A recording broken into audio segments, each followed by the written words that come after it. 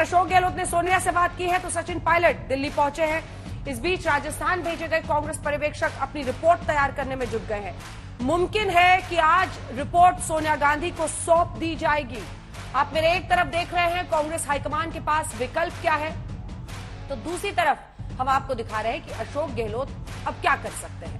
तमाम कयासों के बीच सबसे दिलचस्प ये कि अब गहलोत के उन समर्थकों की आवाज निकलने लगी है जो कल तक जयपुर में चल रहे ड्रामे के साइलेंट कैरेक्टर बने हुए थे, यानी चुपचाप गहलोत के कमांडो की भूमिका निभा रहे थे।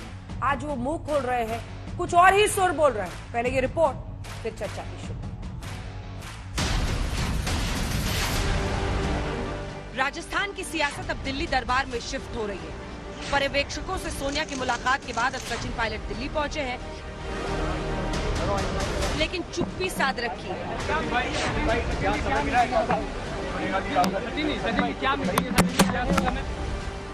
दिल्ली आकर पायलट तो कुछ नहीं बोल रहे, लेकिन जयपुर में जो कुछ हुआ उसके विरोध में आवाजें उठने लगी हैं।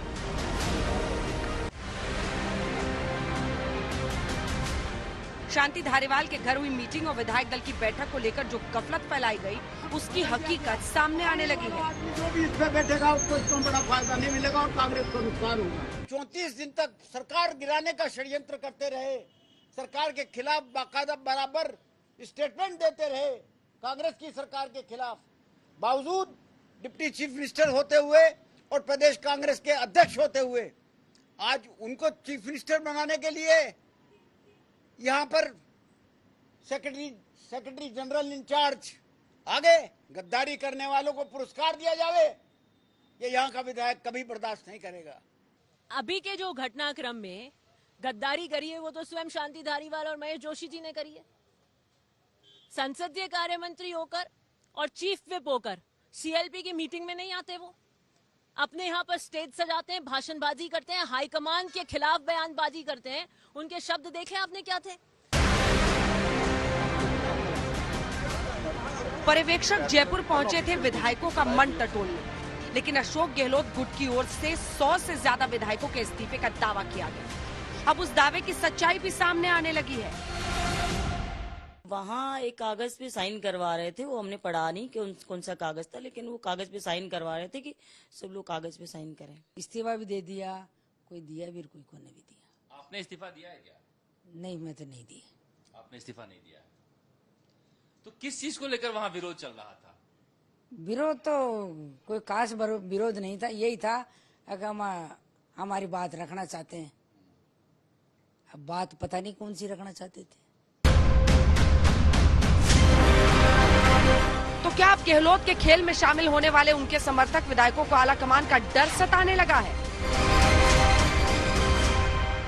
तो मीटिंग हमेशा बुलाने वाले धारीवाल और जोशी जी है। उस दिन भी उन्होंने बुलाया। पार्टी की तरफ से अधिकृत संसदक और संसदीय कार्य मंत्री होते हैं, उन्होंने फोन किया, हम गए। कोई ऐसा नेता नहीं है जो माननीय सोनिया गांधी जी के आदेशों की पालना नहीं करेगा। चुनावी समय में ये जो घटनाक्रम चल रहा है, ये कांग्रेस पार्टी के लिए बड़ा दुर्भाग्यपूर्ण है। और सबको अपनी भावनाएं रखने का अधिकार तो है, पर अपनी भावनाएं रखने के बाद सभी लोगों को पार्टी के हाईकमान का निर्णय स्वीकार करना चाहिए और हमको पार्टी हाईकमान पे सब चीज़ें छोड़ देनी चाहिए। पार्टी हाईकमान जो तय करेगा वो हमें मंजूर है और सबको उस पर पार्टी हाईकमान के साथ, उनके निर्णय के साथ रहना चाहिए। राजस्थान की कुर्सी से बेइंतहा मोहब्बत में अशोक गहलोत ने सचिन पायलट को ऐसा जानी दुश्मन बनाया कि अब पार्टी उनसे बेहद खफा है। और इस नाराजगी के बीच बहस इस बात को लेकर है कि क्या राजस्थान में मुख्यमंत्री पद के साथ साथ अब उनकी कांग्रेस अध्यक्ष पद की दावेदारी भी खत्म हो जाएगी। उनके लेफ्टिनेंट और मुखर वक्ता प्रताप सिंह खाचरियावास न सिर्फ मल्लिकार्जुन खड़गे और अजय माकन पर बरस रहे हैं, बल्कि सचिन को भी घेर रहे हैं।